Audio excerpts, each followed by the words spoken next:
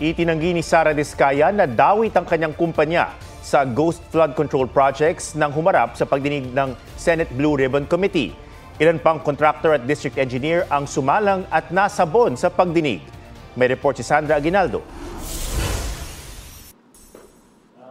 Ang Alpha and Omega General Contractor and Development Corporation, tinukoy mismo ni Pangulong Marcos na pangalawa sa top 15 contractors na may pinakamaraming flood control projects. Si Sara Diskaya ang may-ari nito. Sa pagdinig ng Senate Blue Ribbon Committee, itinanggi ni Diskaya na dawit ang kanyang kumpanya sa anumang ghost flood control project. May ghost project? Wala po. Definitely. Ka, dahil pag meron kami madiscover na may ghost project, pakukulong kita rito. Wala po talaga. Naungkat ang sinabi niya sa isang interview kung paano at kailan sila nagsimulang pumaldo sa kanilang construction business. Kailan po kayo unang nagkaroon ay kumita ng bilyon sa construction industry? Sinasabi niyo sa interview niyo, noong DPWH na kami. We have been in the construction business for 23 years.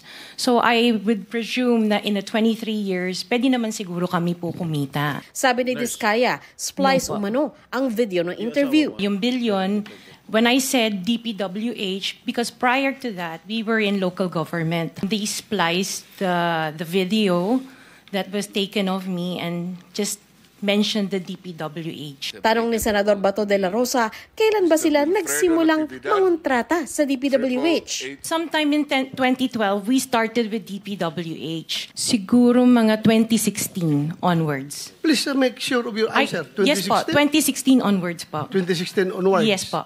Naungkat din ang 40 magagarang sasakyan ng mga Diskaya. Anya, 28 lang ang luxury vehicles nilang pamilya. Sa kumpanya naman daw ang iba na service vehicles ng mga engineer. Ang balita ko, dun sa interview mo, binili mo yung isang Rolls Royce dahil nagandahan ka sa payong. Tama ba? Sir, yes po. Saan mo binili? Sa dealer po. Hindi ka nag-import? No po. Saan nyo gagamitin yung 28 kotse na luxury cars? I have 4 kids that use it all the time. You bought that from the taxpayers' money? No po. Hindi po. Huwag na tayo maglokohan dito. Iginiit ni Diskaya na tanging Alpha and Omega na lang ang kanyang pagmamayari at nag-divest na sa iba. Pero inamin din niyang may kaugnayan pa rin siya sa 8 construction company na may government contracts. So, you confirm, lahat ng siyam na yan, ikaw ang may-ari. Tama? Part owner po. Ipinakita ni Senadora Riza Ontiveros sa mga calling card ng asawa ni Diskaya na si Curly sa iba't ibang construction company. Kalaunan, naungkat na ang ilang kumpanya ay pagmamay-ari ng kamag-anak o empleyado niya. Kinwestiyon din ng mga senador kung paano napagsabay-sabay ng mga kumpanya ni Diskaya ang daan-daang government projects. Ang Alpha and Omega halimbawa, nakakuha ng 71 projects noong 2022. Giit ni Diskaya, wala silang kapit sa DPWH para makakuha ng maraming project. Magkano binibigay mong porsyento o advance sa mga taga-DPWH para mabigyan ka ng proyekto? Wala po ako binibigyan sa DPWH po. Baka may ipakita ako sulat sa'yo. Umamin ka na? Wala po ako talagang... Kasi hindi po ako nakikipag-transact with the DPWH. At the end of the day, pag nagsinungaling ka, ipapakita ko yung sulat. Mino mo. Di ba umabot hanggang 40%? Sa DPWH, wala po akong kausap talaga. Tinanong naman ni Senador Bongo si Diskaya kung totoong nakapartner na nila sa proyekto ang kumpanyang nakapangalan sa kanyang ama na CLTG Builders. Miss Diskaya, hindi po kita kilala. Alam mo ba ang proyekto ninyo na naiulat kasi ngayong araw, ngayon lang, na joint venture nyo raw po ang CLTG? 2017? I think so, yes, before. Doon na ipinunto ni Go na kailanman ay hindi siya nakikialam sa kumpanya ng kanyang pamilya. If meron pong deficiencies at meron silang pagkukulang, ako mismo po ang magre-rekomenda sa committee ito na kasuhan sila. Kahit kamag-anak ko, kahit involved sa kahit na anuman pong pagkakamali, kasuhan niyo po sila. Sinabun din ang may-ari ng Wawaw Builders na iniuugnay rin sa ilang ghost projects sa Bulacan. I invoke my self-incrimination in your honor. Okay. Ano? Can you repeat your answer? Wow. Dahil may mga usapin po na kakasuhan yung mga contractor ng DPWH po at parte ng ulat ng Senado na magpagrekomenda ng paghahain ng kaso laban sa resource person, ang payo ng aking mga abogado ay huwag magsalita sa panahon na ito. It is only answerable by yes or no, Mr. Arevalo.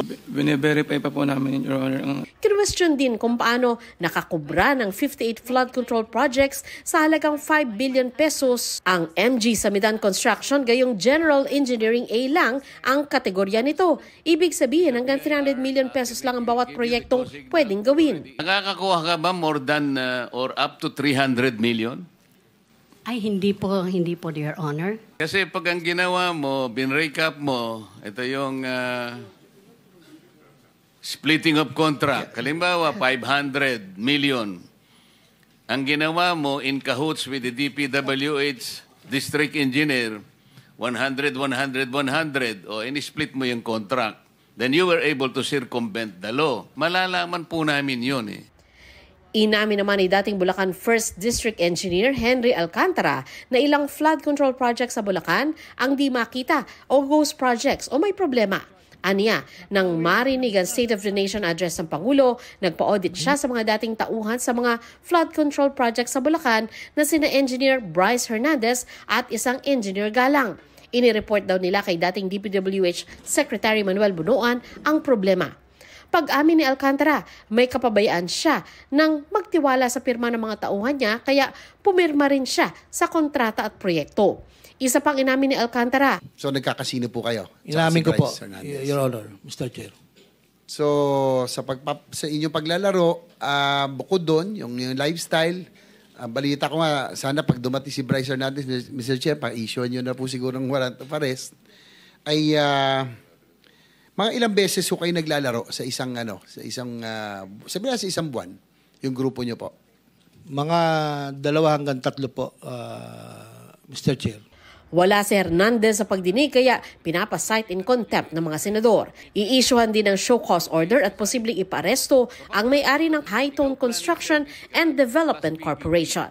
Sandra Aguinaldo nagbabalita para sa GMA Integrated News.